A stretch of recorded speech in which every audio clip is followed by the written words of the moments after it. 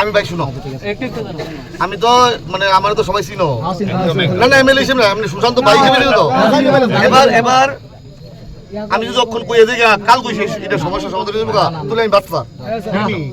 এবার কথা হইলো মিথ্যা কথা কোয়ার বিষয় নাই। ওই পারমিশনটা জবে আইব, এটা 5 দিনও লাগতে পারে, 1 সপ্তাহ লাগতে পারে, আবার 15 দিনও লাগতে পারে। এই পারমিশনটা আইলই সমস্যাটা পুরাটা সমাধান হয়ে যাবে। কথাটা বুঝছনি কিতা কইছি? আর তখন কিতা করতেছে একখানে কাটতে আরেকখানে দিয়েছে, আরেকখানে কাটতে আরেকখানে দিয়েছে। আর আজকে ওই যে ওই প্রবলেমটা যেটা ইউনিভার্সিটি হয়েছে, এটা যতটাই বাজে তারা আজকে এই সমস্যা আজকের সমস্যাটা সমাধান করবো।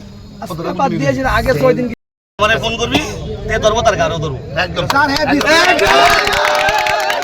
এখানে যাবো, ঠিক আছে? আসলে বিদ্যুতের একটা সমস্যা চলছে, তো স্থানীয় মানুষেরও অনেক দিন যাবৎ কারেন্টের প্রবলেম হচ্ছে।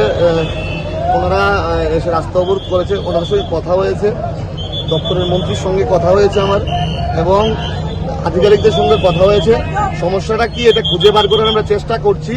টেকনিক্যালি একটা বিষয় আছে, রাস্তার মাথায় যেই সাবস্টেশন এটাকে উদ্বোধন করা যাচ্ছে না, কারণ রেল লাইনের ক্রসিংয়ের একটা বিষয় আছে, এটা সেন্ট্রাল থেকে একটা পারমিশন লাগে।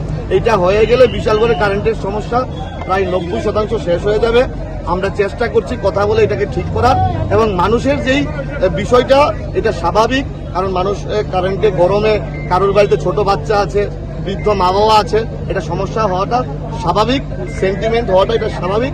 আমরা কথা বলেছি এবং মানুষও আমাদেরকে সহযোগিতা করবে। আমরা সবাই মিলে এই প্রবলেমটাকে সলিউশন করার চেষ্টা করব। একটা অভিযোগ রয়েছে যে বিশালগড় ইলেকট্রিক অফিসের দপ্তর যে আধিকারিকরা রয়েছে তাদের কাছ থেকে কোনো ধরনের সহযোগিতা পাচ্ছে না সাধারণ মানুষ, কি বলবে? এটা আমি শুনেছি, আমি বলেছি নেক্সট যদি এরকম কোনো অসহযোগিতা করে কোনো আধিকারিক, সেটা নিয়ে আমিও ওনাদের সঙ্গে থেকে এটাকে রেকটিফাই করব, এবং তীব্রভাবে যদি কেউ এরকম করে থাকে এটা আমি বিরোধিতা করছি।